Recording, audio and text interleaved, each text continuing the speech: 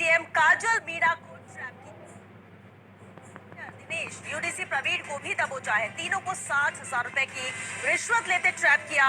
वही दिन भर का अवैध कलेक्शन 4 लाख रुपए भी बरामद हुआ है। तकासमा के फैसले के एवज में ये घूस मांगी गई थी। एसीबी डीआईजी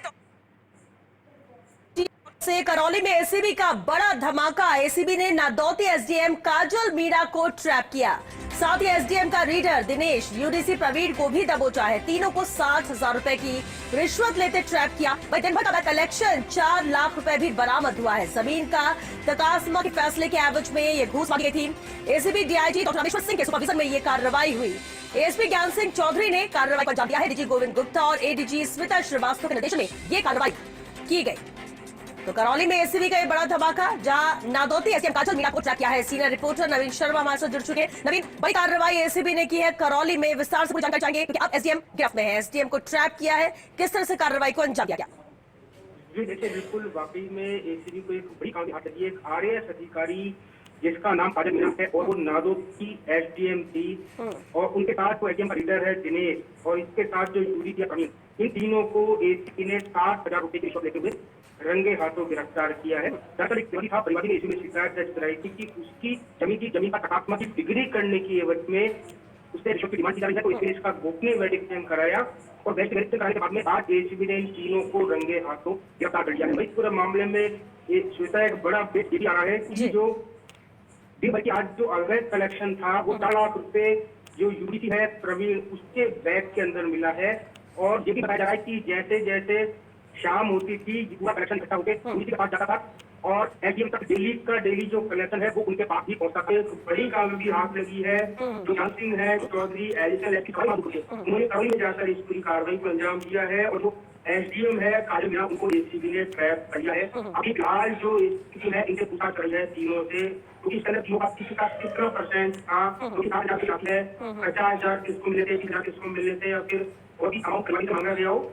लेकिन 60,000 के किस्म एसीबी ने आज जो आरोपी है इनको दबोच लिया है। नवीन, बिल्कुल बड़ी कार्रवाई की गई और जैसे कि आपने कहा कि अब किसका कितना परसेंट था ये भी जांच में पूछताछ सामने आएगा। लेकिन जो 4 लाख रुपए का जो अवैध कलेक्शन है वो तो आज कार्रवाई में सामने आया। क्या पता रोजाना ही ऐसे कलेक्शन होता तो ये किसके पास जाता? और क्या तीनों की मेरे भगत है या किसी और का नाम भी सामने आया?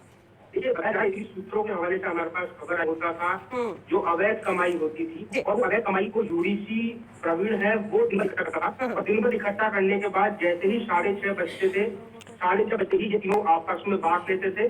लेकिन जब ही ये कलेक्शन आज इसलिए पकड़ा गया क्योंकि उससे पहले ही एसीबी ने 6 बजे इस पूरी कार्रवाई को अंजाम दे दिया और वो पैसा पाने का मौका नहीं मिल पाया। तो जैसे ही आज एसीबी कार्रवाई को एक बड़ा दिन उजागर हुआ है कि एसडीएम कार्यालय के अंदर एसडीएम की मौजूदगी में इस तरह की अवैध वसूली की जाती थी तो अपने आप में ही एक बेहद बड़ी बात है। और अब एसीबी के जो डीआईजी है डॉक्टर रामेश्वर सिंह वो इस पूरी मामले के ऊपर बिल्कुल नजर बनाए हुए हैं, क्योंकि आरएएस अधिकारी अपने आप में उपखंड का एक मजिस्ट्रेट होता है, उसके खिलाफ इस तरह की कार्रवाई होना हम कहते हैं में करौली जिले में बड़ी बात है।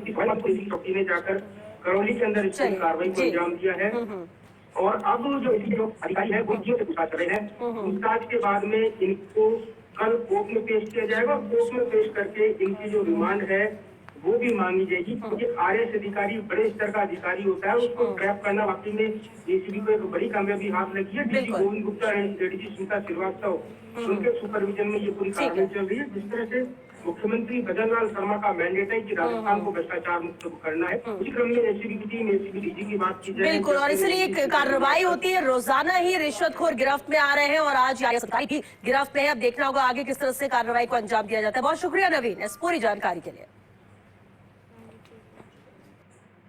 क्या तुम